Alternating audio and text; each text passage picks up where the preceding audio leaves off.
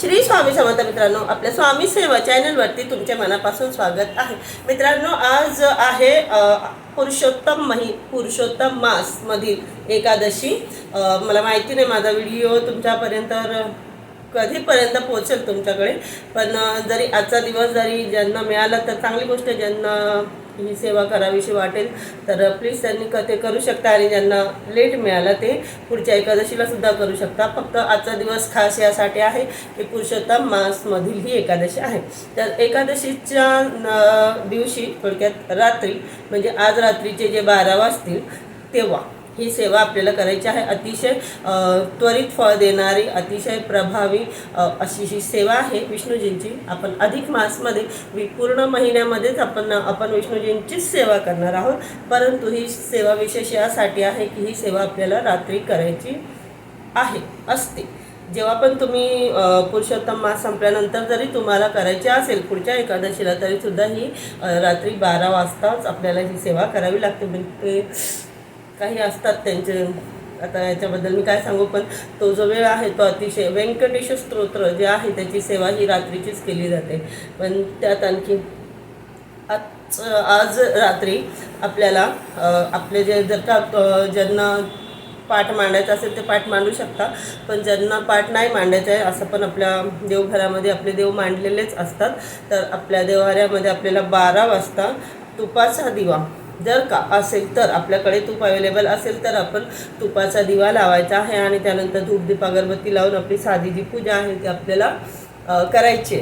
आणि त्यानंतर आणि जर का आपल्याकडे तूप अवेलेबल नसेल तर आपण साधा दिवासुद्धा लावू शकतो, त्यात काहीच प्रॉब्लेम नाही।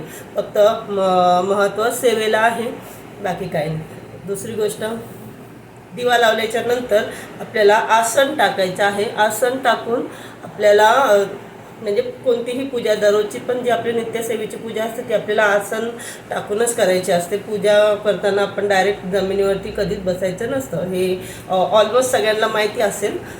ज्यांना माहिती नसेल त्यांना आता माहिती झालं असेल।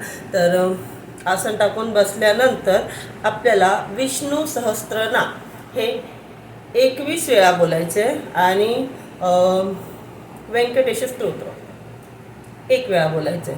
विष्णू सहस्त्रनाम हे अतिशय म्हणजे मोठं पण आहे, आणि वाचायला सुद्धा थोडंसं अवघड आहे, पण जे रेग्युलरचे वाचणारे आहे त्यांना इतकं काही जड जाणार नाही। पण जे नवीन आहे त्यांना वाचता नाही येत परंतु सेवा करायची, तर ते आपण मोबाईलवरती सुद्धा लावू शकतो। 21 वेळा जमलं तर 21 वेळा लावू शकतो, नाहीतर आपण 1 वेळा मोबाईलवरती लावू शकतो।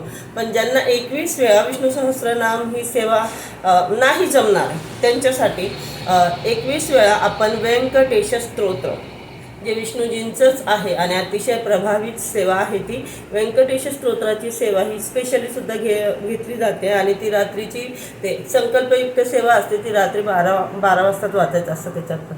परंतु रात्री 12 वाजता आपल्याला जर का विष्णू सहस्त्रनाम नसेल जमत तर आपण 21 वेळा व्यंकटेश स्तोत्र आणि 1 वेळा विष्णू सहस्त्रनाम हे स्तोत्र, त्यानंतर एक मंत्र ओम भगवते वासुदेवाय नमः जो विष्णूजींचा मंत्र आहे त्याची 1 माळा आपल्याला करायची आहे।